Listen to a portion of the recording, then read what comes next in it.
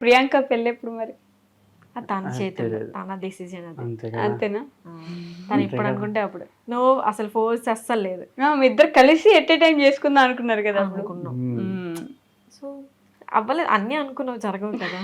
అన్ని అనుకున్నట్టు జరిగింది. ఇంకోలేదు కదా, అబ్బా అవి ట్విన్స్ అనుకున్నారు కదా ఫస్ట్. అదే వద్దు, మాకు ఒకలే చాలు, మేము ఒకలే భరించలేకపోతున్నాం, ఇంకొకలేదు మేము చచ్చినా భరించలేము.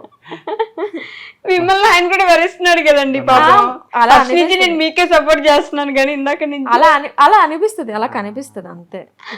ఒకసారి ఎవరిని భరిస్తారు. నాలాగా ఒకటే ఉండాలి, ఇంకోటి ఉంటే ప్రేమ కాయగలరేట ఎవరన్నా. చూసాను, తనే చెప్పుకున్నాడు ఇండైరెక్ట్ గా అయినా సరే.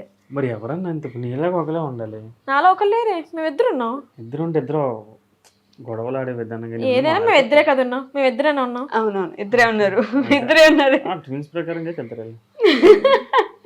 సో తను పెళ్ళయింది, పెళ్ళి పిల్లలు ఇదంతా ఈజీ కాదు. సో తనైతే టైం తీసుకుంటే బెస్ట్.